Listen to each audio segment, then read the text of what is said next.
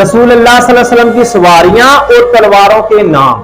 رسول اللہ صلی اللہ علیہ وسلم کی مختلف اوقات میں مختلف سواریاں تھیں، جن کی تفصیل کچھ اس طرح سے ہے۔ ایک زمانے میں آپ کے پاس 10 گھوڑے تھے، جس میں تھے سقب نامی گھوڑے پر آپ صلی اللہ علیہ وسلم غزوہ احد میں سوار ہو کر گئے تھے۔ ایک گھوڑے کا نام لزاز تھا، جس کو شاہ اسکندریہ مقوقس نے جو ہدیہ بھیجا تھا۔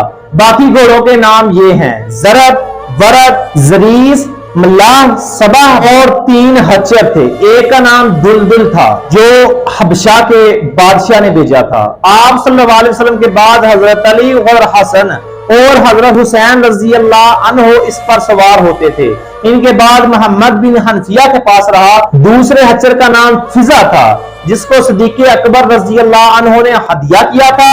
تیسرے کا نام تھا ایلیا، شاہ ایلا نے ہدیہ بھیجا تھا۔ ایک گدھا تھا جس کا نام تھا یافور۔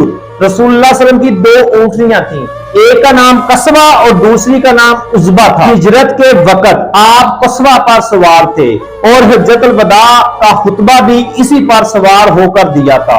اور رسول اللہ صلی اللہ علیہ وسلم کی جو تلواریں ہیں ان کے نام یہ ہیں: الازد، الرسوب، المحکم، القلعی، المسعود، الحتف، البتار، الذوالفقار۔ ان 9 تلواروں میں سے 8 تلواریں ترکی کے شہر استنبول توق کاپی نامی عجائب گھر میں موجود ہیں، اور ایک تلوار مصر کے شہر قاہرہ کے ایک مسجد حسین بن علی میں محفوظ ہے۔